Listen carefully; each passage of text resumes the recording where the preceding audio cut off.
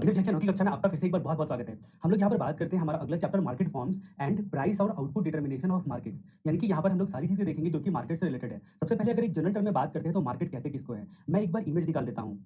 Market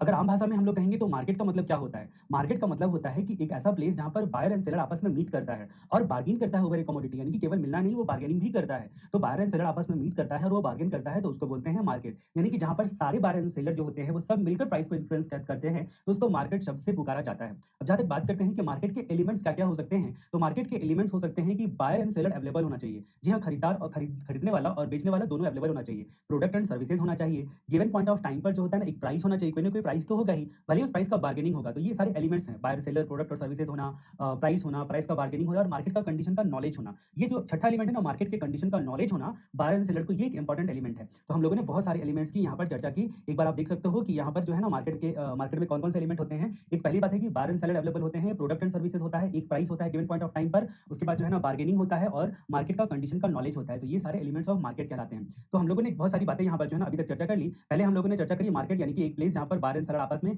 meet करता है और बार्गेनिंग करता है। उसके बाद एलिमेंट की चर्चा हम लोगों ने कर ली, जिसमें एलिमेंट में आपने बहुत सारे एलिमेंट के बारे में देखा कि सबसे पहले आप लोगों ने देखा कि बायर एंड सेलर होता है, प्लस प्राइस होता है, प्राइस का आपका क्या बोलते हैं उसको बार्गेनिंग होता है। उसके अलावा हम लोगों ने देखा कि आपका क्या बोलते हैं बार्गेनिंग नॉलेज होता है, नॉलेज भी, ये सारी चीज़ें जो है ना बोलकर एक एलिमेंट कहलाती है, ठीक है? और प्रोडक्ट एंड सर्विसेज होता है, बायर सेलर होगा, प्रोडक्ट एंड सर्विसेज भी होगा, ठीक है? तो ये सारे जो है ना एलिमेंट्स होते हैं मार्केट के। अब हम लोग यहाँ पर जो मार्केट के क्लासिफिकेशन की जब बात आती है ना, क्लासिफिकेशन, तो मार्केट को कई प्रकार से क्लासिफाई किया जा सकता है। जैसा कि आप लोगों को पता है कि ये जो परफेक्ट कॉम्पिटिशन वगैरह हम लोग देखने के लिए जा रहे हैं, ठीक है? लेकिन यहाँ पर जो है ना मार्केट को कई तरह से क्लासिफाई किया जा सकता है। पहली बात तो है एरिया के आधार पर, दूसरी बात है टाइम के आधार पर, तीसरी बात है कि नेचर, जो ट्रांजेक्शन का नेचर है ना, उस नेचर के आधार पर। तो ये सारी चीज़ें जो है ना हम लोग मार्केट को क्लासिफाई कर सकते हैं। नेचर के आधार पर के अलावा जो एक होता है ना सिक्योरिटी मार्केट, जिसमें आपका मुख्य तौर पे क्या काम करता है, रेगुलेशन काम करता है, रेगुलेशन के आधार पर, ठीक है? और एक होता है आपका वॉल्यूम ऑफ बिज़नेस के आधार पर, वॉल्यूम ऑफ बिज़नेस के आधार पर। आप जो है ना बाँटते हो ना वॉल्यूम ऑफ बिज़नेस के आधार पर, ये होलसेल मार्केट है, ये आपका रिटेल मार्केट है, तो वो कैसे बाँटते हो आप? वॉल्यूम ऑफ बिज़नेस के आधार पर बाँट सकते हो। और जो हम लोगों का पढ़ने का मुद्दा है कॉम्पिटिशन के आधार पर, कॉम्पिटिशन के आधार पर, यहाँ पर जो हम लोग देखने वाले हैं थोड़ी देर में, परफेक्ट कॉम्पिटिशन, मोनोपोली, मोनोपोलिस्टिक और ओलिगोपोली,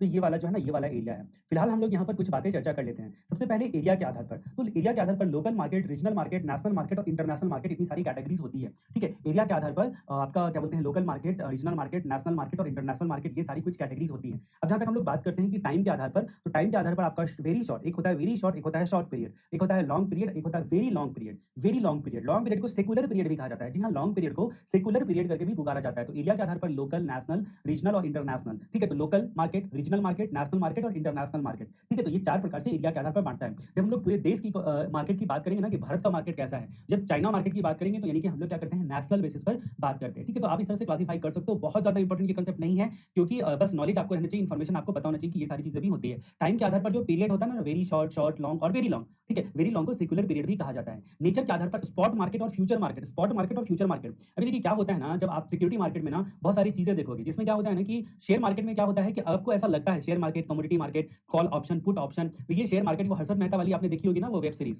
ठीक है? Harshad Mehta web series.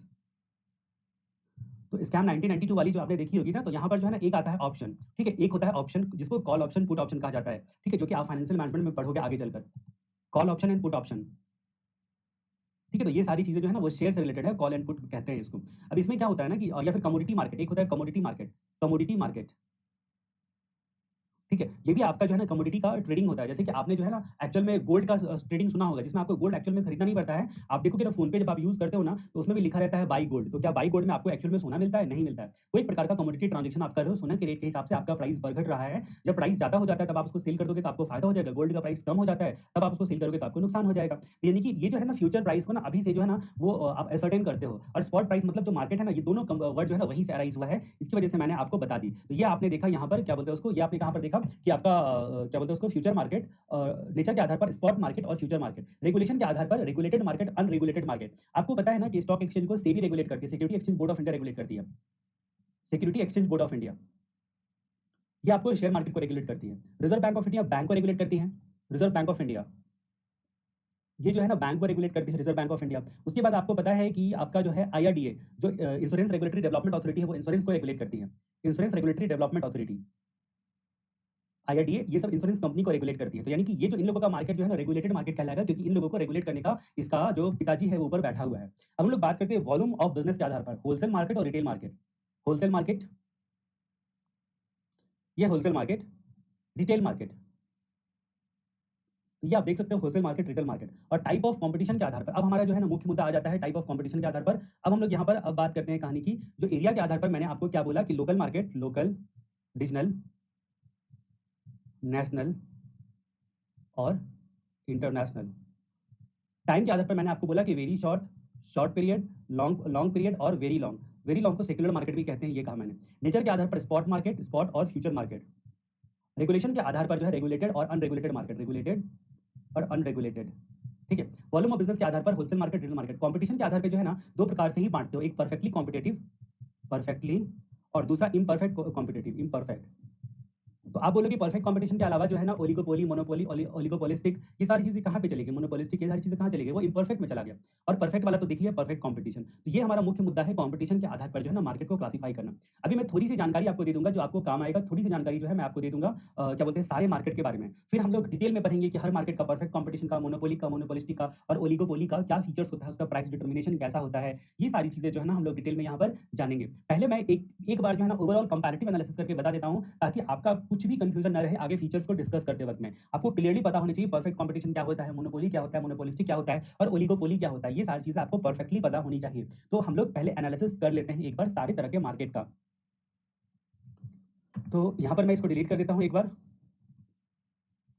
तो जैसा कि आपने देखा कि मार्केट जो है वो कई प्रकार के होते हैं, जिसमें आपने सबसे पहले मार्केट एक प्लेस होता है जहां पर बायर सेलर मीट करते हैं और कंपटीशन होता है। ये सारी चीजें जो है ना आपने देखी थी। उसके अलावा जल्दी मिर्चा, उसके अलावा हम लोगों ने देखा था कि टाइप्स कई प्रकार के होते हैं मार्केट के। टाइप्स में देखा था एरिया के आधार पर, एरिया के आधार पे आप लोगों ने देखा था local market, regional market, national market और इंटरनेशनल मार्केट। फिर आप लोगों ने देखा था टाइम के आधार पर, टाइम के आधार पर देखा था वेरी शॉर्ट पीरियड मार्केट, और उसके बाद लॉन्ग पीरियड और very long period. Very long period को सेक्युलर भी कहा जाता है। ठीक है। उसके बाद आपने देखा था नेचर ऑफ ट्रांजेक्शन के हिसाब से स्पॉट मार्केट और फ्यूचर मार्केट, और उसके बाद रेगुलेशन के हिसाब से रेगुलेटेड और अनरेगुलेटेड मार्केट, और उसके बाद जो है ना वॉल्यूम के आधार पर होलसेल मार्केट, और उसके बाद जो है वो आपका रिटेल मार्केट, और टाइप्स ऑफ कंपटीशन के हिसाब से परफेक्ट और इम्परफेक्ट। अब यहीं पर आती है हमारी परफेक्ट कंपटीशन की बात।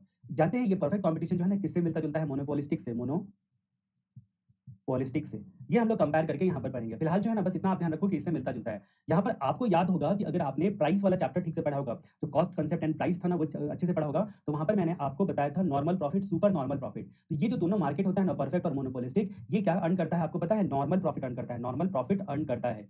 क्योंकि ये लोग नॉर्मल प्रॉफिट अर्न करता है, ये लोग एबनॉर्मल प्रॉफिट यानी कि super normal profit generally earn नहीं करता है। ठीक है। इसमें जो परफेक्ट और मोनोपोलिस्टिक में एक और बात कॉमन होती है ना कि मेनी सेलर और बायर होते हैं, मेनी सेलर, सेलर और बायर होते हैं। ध्यान से मेरी एक बातों को सुनना, मैं कंपैरेटिव करके बता रहा हूं। ठीक है। इसके बाद ये जो दोनों में क्या होता है ना, फ्री एंट्री और एग्जिट होता है। आप भी चाहो तो आप भी जो है जाकर आप इस मार्केट में इंटर कर सकते हो, और जब मन तब उसे क्विट कर सकते हो, आपको कोई रोक टोक नहीं है। इसलिए बोला कि normal profit, many buyer and seller और फ्री एंट्री एंड एग्जिट। ये बातें हम लोगों ने परफेक्ट एंड मोनोपोलिस्टिक में सेम देख ली। अब जहां तक बात करते हैं कि अब अंतर क्या होता है, परफेक्ट में ना होमोजीनियस प्रोडक्ट होता है, जिसको आप आइडेंटिकल प्रोडक्ट कह सकते हो, आइडेंटिकल प्रोडक्ट, प्रोडक्ट कह सकते हो। इसका मतलब यहाँ पर क्या हो गया, आइडेंटिकल प्रोडक्ट का फोटो देखते हैं एक बार। आइडेंटिकल प्रोडक्ट, तो यहाँ पर आप देख सकते हो कि आपका आइडेंटिकल प्रोडक्ट है दोनों। उसके बाद आप देख सकते हो कि ये दोनों अलग अलग कंपनी का, ये मोनोपोलिस्टिक कंपटीशन है। देखो जैसे कि कार हो गया, साबुन हो गया, सोप हो गया, सॉरी सोप हो गया, टूथपेस्ट हो गया, ये सब क्या बोलता है ना कि थोड़ा सा जो है ना अपना विशेष फीचर्स बताता है, स्लाइटली डिफरेंशियल प्रोडक्ट होता है। परफेक्ट में क्या होगा ना कि होमोजीनियस होगा, मतलब आइडेंटिकल प्रोडक्ट होगा, कंप्लीट एक ही प्रोडक्ट होगा, आइडेंटिकल होगा, भले ही जो है आप उसको किसी भी यहाँ पे कंपेयर कर लो तो वो आइडेंटिकल प्रोडक्ट होगा। ठीक है। ये परफेक्ट में होगा। तो पहली बात हम लोगों ने देखी कि आइडेंटिकल प्रोडक्ट यहाँ पर होता है, यहाँ पर स्लाइटली डिफरेंशियल होता है, स्लाइटली डिफरेंशियल प्रोडक्ट होता है। अब यहीं पर एक चीज मैं और बताना चाहूँ कि अगर ये स्लाइटली डिफरेंशियल ना होके अगर हाईली डिफरेंशियल प्रोडक्ट होता या स्पेशलाइज्ड प्रोडक्ट होता जिसका केवल एक सेलर है, सिंगल सेलर है, तो वो मोनोपोली चला जाता। ठीक है। यहीं पर मैंने बताया स्लाइटली डिफरेंशियल प्रोडक्ट अगर नहीं होके या हाईली डिफरेंशियल प्रोडक्ट होता या स्पेशलाइज्ड प्रोडक्ट होता जिसका केवल एक सेलर होता, तो वो मोनोपोली हो जाता, वो मोनोपोली हो जाता। ठीक है। अब यहाँ पर बात करते हैं कि फर्म जो होता है ना, यहाँ पर परफेक्ट में प्राइस टेकर होता है। ये प्राइस टेकर होता है, मतलब ये जो मार्केट का प्राइस है ना वही आपको अडॉप्ट करना पड़ेगा। जैसे एक मछली की मंडी है, फिश मंडी, फिश मार्केट। अब ये जो फिश मार्केट है, जो बहुत बड़ा मार्केट है फिश मार्केट, अगर आप इसमें एंटर करते हो और आपको भी वही प्राइस रखना पड़ेगा जो प्राइस सभी ने रखा हुआ है, आप अपना डिफरेंट प्राइस नहीं चूज कर सकते हो। इट मीन्स यहाँ पर क्या हो गया कि इसका मतलब यहाँ पर क्या हो गया कि आपको ना, आप प्राइस टेकर हो, आप अपना प्राइस डिसाइड नहीं कर सकते हो, क्योंकि सारे आइडेंटिकल प्रोडक्ट हैं। प्राइस जो है वो वेजिटेबल मंडी में होता है, होलसेल मार्केट में होता है। ठीक है। तो यानी कि आपको ये ध्यान रखना है कि आप प्राइस टेकर हो, यानी कि प्राइस के बढ़ने का, प्राइस बढ़ेगा तो सबका बढ़ेगा, घटेगा तो सबका घटेगा, जैसा सप्लाई है उसके आधार पर। जैसे मछली मार्केट में एक ऐसा बड़ा मार्केट में आप चले जाते हो जहाँ पे हजारों मछली की दुकानें हैं, हैं और एक एक जो है ना, जैसे मान लीजिए रेहू माछ है, तो उसका जो परफेक्शन आपका क्या है ना कि प्राइस सबका एक ही होगा। इसका मतलब प्राइस के हिसाब से डिमांड सप्लाई पर बहुत ज़्यादा फ़र्क नहीं पड़ता है, इसलिए इनफाइनाइट इलास्टिक है। मतलब बढ़ा तो क्या बोलते हैं, कितना भी डिमांड घट सकता है, कितना भी बढ़ सकता है, इनफाइनाइट इलास्टिक, इनफाइनाइट इलास्टिक। ठीक है, फाइनाइट इलास्टिक। अब यहाँ पर बात करते हैं कि ये आपका जो है ना, यहाँ पर फर्म जो होता है ना, ईच फर्म प्राइस अपने प्रोडक्ट का खुद मेक करता है। तो price maker for own product. अब आपको पता है कि टूथपेस्ट तो दोनों टूथपेस्ट, लेकिन अपने आपका फीचर ज़्यादा बता के एडवर्टाइजमेंट ज़्यादा करके मोनोपोलिस्टिक कंपटीशन क्रिएट करता है और अपना प्रोडक्ट का प्राइस जो है ना डिफरेंट रख सकता है, लेकिन बहुत ज़्यादा डिफरेंस नहीं रख सकता है। ठीक है, जैसे टूथपेस्ट हो गया, साबुन हो गया, ये सारे मोनोपोलिस्टिक के एग्जाम्पल हैं। ठीक है, अब यहाँ पर बात करते हैं, एक आता है ऑप्टिमल प्राइस, ऑप्टिमल प्राइस। यहाँ पर लॉन्ग टर्म में जो है ना प्राइस ऑप्टिमल जा सकता है, और यहाँ पर जो है ना आपका क्या बोलते हैं, नॉट ऑप्टिमल, नॉट ऑप्टिमल। मतलब यहाँ पर सबका प्राइस जो होता है ना एक पीक लेवल पे जा सकता है, लेकिन यहाँ पर नॉट ऑप्टिमल यानी कि कुछ ना कुछ आइडल रह जाता है, क्योंकि सब अपने प्रोडक्ट को डिफरेंट बोलते हैं, तो किसी का प्राइस ज़्यादा कम ऐसा हो सकता है। अब यहीं से जन्म होता है मोनोपोली का। ये मोनोपोलिस्टिक से अगर मान लीजिए कंप्लीट डिफरेंट प्रोडक्ट होता तो वो मोनोपोली होता, मोनोपोली में होता। और उसके बाद जो है ना, अगर मान लीजिए कि वन सेलर अगर होता, ठीक है, वन सेलर, तो यहाँ पर मोनोपोली की बात के बारे में एक बार हम लोग समझते हैं कि यहाँ पर highly differential product, highly differential product. उसके अलावा दूसरी बात आती है कि हाईली डिफरेंशियल प्रोडक्ट तो होता ही है, या फिर स्पेशलाइज्ड प्रोडक्ट होता है, उनका कोई स्पेशलाइज्ड प्रोडक्ट होता है। ये जब हम लोग फीचर्स देखेंगे तो वहाँ पर डिटेल में इसकी चर्चा करेंगे। फिलहाल मैं सबको कंपेयर करके एक साथ एक स्क्रीन पर जो है ना आपको आइडिया देने की कोशिश कर रहा हूँ, ताकि आपको कोई कंफ्यूजन न रह जाए। यहाँ पर फर्म जो होता है ना, बिजनेस फर्म, वो प्राइस मेकर होता है। अब उसका अकेला राज है, अकेला राजा है, जंगल का अकेला शेर है, यानी कि वन सेलर है। ठीक है, यहाँ पर आपका मोनोपोली है, तो आप प्राइस मेकर होते हो, प्राइस मेकर होते हो। ठीक है, अब इसका एग्जाम्पल भी हम लोग देखेंगे, जैसे भारतीय रेल हो गई। मान लीजिए आपके शहर में जो है ना सिर्फ एक ही कंपनी, सरकारी कंपनी हो या जो भी हो, वही इलेक्ट्रिसिटी सप्लाई करती है, तो वो मोनोपोली है उसका। ठीक है, अब जहाँ तक बात करते हैं कि प्राइस इलास्टिसिटी, यहाँ पर लेस इलास्टिसिटी होता है, लेस इलास्टिसिटी। लेस इलास्टिसिटी का मतलब जो है ना, प्राइस को बढ़ने घटने से कोई सप्लाई पर कोई खास फर्क नहीं पड़ता है, डिमांड सप्लाई पर। ठीक है, यहाँ पर एबनॉर्मल प्रॉफिट यानी कि सुपर नॉर्मल प्रॉफिट भी अर्न कर सकते हैं, सुपर नॉर्मल प्रॉफिट भी अर्न कर सकते हैं। इन दोनों में देखा था ना आपने, नॉर्मल प्रॉफिट तक ही अर्न कर सकते हैं। ठीक है, ये बातें जो है ना वो ध्यान में रखनी है। अब यहाँ पर बात करते हैं कि अगर मान लीजिए कि सिंगल सेलर है, अगर बायर भी सिंगल होता, तो बायर भी सिंगल बायर होता। अगर बायर भी सिंगल ही है, जैसे कि मान लीजिए कि एनटीपीसी, यहाँ पर जो आपका भारतीय रेल है, ठीक है, इंडियन रेलवे है, उसको एनटीपीसी बोलता है कि ये पार्टिकुलर प्रोडक्ट हमको बना के दो, केवल एनटीपीसी बोलता है, मतलब यही केवल बायर उस प्रोडक्ट का। इसका मतलब क्या हो गया कि अगर सिंगल बायर है तो इसको हम लोग क्या बोलेंगे, मोनोप सोनी बोलेंगे, मोनोप सोनी बोलेंगे, मोनोप सोनी बोलेंगे। ठीक है, अगर सिंगल बायर है तो इसको मोनोप सोनी बोलेंगे, यानी कि ये आपका सबसेट हो गया मोनोपोली का, ये सबसेट हो गया मोनोपोली का। तो हम लोगों ने क्या क्या अभी तक देखा, हम लोगों ने परफेक्ट कंपटीशन और मोनोपोलिस्टिक देख लिया, परफेक्ट कंपटीशन और मोनोपोलिस्टिक देख लिया। अब यहाँ पर बात करते हैं मोनोपोली भी देख लिया। अब एक और बात करते हैं यहाँ पर ओलिगोपोली की। आखिर ये ओलिगोपोली किसको कहते हैं, ओलिगोपोली। ये ओलिगोपोली आपको ध्यान से सुनने वाली बात है। ओलिगोपोली, जैसा कि आपको पता है कि फार्मा सेक्टर एग्जांपल है ओलिगोपोली का, फार्मा सेक्टर। अब ये जो फार्मा सेक्टर होता है, यहाँ पर क्या होता है कि जो दवाई होते हैं उसके फ्यू सेलर्स होते हैं। मान लीजिए किसी मेडिसिन का फ्यू सेलर्स होता है, और फ्यू का ही एंट्री एग्जिट होता है, क्योंकि आपको पता है कि ड्रग लाइसेंस वगैरह सब जो है लेने पड़ते हैं, बहुत सारी कंडीशंस को कंप्लाई करना पड़ता है, तो फ्यू सेलर का एंट्री एग्जिट होता है। एक और एग्जाम्पल है ओलिगोपोली का, कोल्ड ड्रिंक।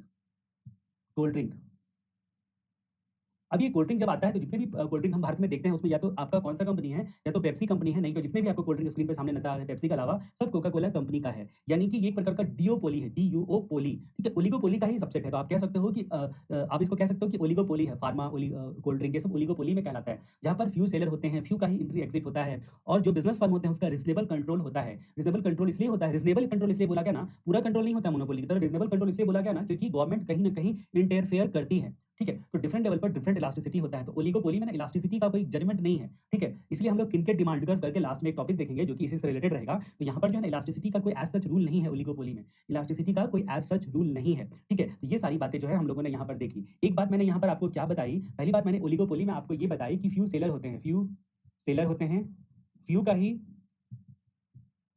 एंट्री एग्जिट होता है। ठीक है, फ्यू सेलर होते हैं, फ्यू का ही एंट्री एग्जिट होता है। फर्म का प्राइस पे पूरा नहीं, रिजनेबल कंट्रोल होता है, रिजनेबल कंट्रोल होता है। ठीक है, ये बात मैंने बताई। और इलास्टिसिटी, इलास्टिसिटी कोई फिक्स नहीं होता है, नॉट फिक्स्ड।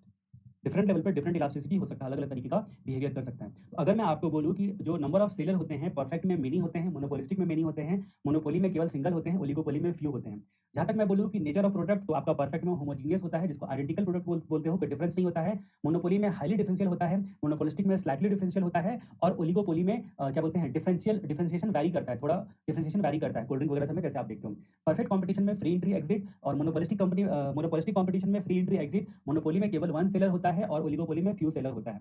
जहाँ तक बात करते हैं कि प्राइस पर कंट्रोल, तो परफेक्ट में बिल्कुल कंट्रोल नहीं होता है, मोनोपोली में पूरा कंट्रोल होता है। उसके बाद जहाँ तक बात करते हैं मोनोपोलिस्टिक में, हर फर्म अपने प्रोडक्ट का प्राइस खुद डिटरमाइन करती है और ओलिगोपोली में प्राइस रीज़नेबल रखना पड़ता है, रीज़नेबल कंट्रोल होता है क्योंकि। अब जहाँ तक बात करते हैं कि प इलास्टिसिटी की, तो price elasticity of demand perfect में इनफाइनाइट होता है। मोनोपोली में कोई फ़र्क नहीं पड़ता है, लेस इलास्टिक होता है। मोनोपोलिस्टिक में मोर इलास्टिक होता है, ओलिगोपोली में डिफरेंट लेवल पर होता है, कोई फिक्स नहीं होता है। परफेक्ट का एग्ज़ाम्पल हम लोगों ने जो फूड ग्रेन, वेजिटेबल मार्केट, ये मछली मार्केट, ये सब देखा था। मोनोपोली में रेलवे, इलेक्ट्रिसिटी देखा था। मोनोपोलिस्टिक में कार, साबुन, टूथपेस्ट देखा था और उसके बाद ओलिगोपोली में हम लोगों ने क्या बोलते हैं, फार्मा प्रोडक्ट, कोल्ड ड्रिंक्स वगैरह सब देखा था। जहाँ तक प्रॉफिट बनाने की बात होती है, तो परफेक्ट कॉम्पिटिशन में केवल नॉर्मल प्रॉफिट, मोनोपोलिस्टिक में केवल नॉर्मल प्रॉफिट, मोनोपोली ही एकमात्र ऐसा है जो कि सुपर नॉर्मल प्रॉफिट बना सकता है। ठीक है? अब जहाँ तक बात करते हैं कि अगर हम लोग इन सब चीज़ों के बारे में जब डिटेल में जानेंगे तो और भी चीज़ें आपको क्लियर होगी। मैं उम्मीद करता हूँ कि यहाँ पर कंपैरेटिव एनालिसिस करके आपने लगभग कांसेप्ट को समझ लिया होगा, कांसेप्ट को पकड़ लिया होगा। मामला हमारा धीरे-धीरे और गहराई में जाने वाला है और भी चीज़ें यहाँ पर हम समझने वाले हैं।